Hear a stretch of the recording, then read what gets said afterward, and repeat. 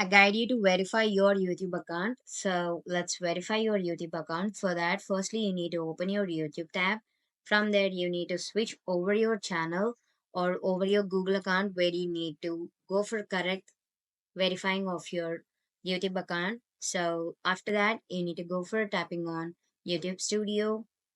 In that, you need to scroll all the way down beside your channel to find the settings. In that, you need to tap on your channel. After coming off that, you need to go for advanced settings, which is beside the basic info.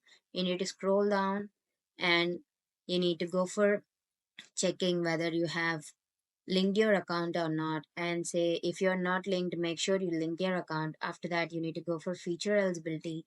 Then you need to tap on immediate features, and from here you could find that verify phone number option. And let's say if you haven't verified your phone number yet, it will show you here. After tapping on that, you will get your phone number for entering. There you need to enter your number. After entering, you need to get that 6-digit code to your number. You need to enter that. Make sure you enter the correct 6-digit code of your message which you got to your phone number. Later on, that verify phone number will be approved, and this is how you could verify your YouTube account. Thank you.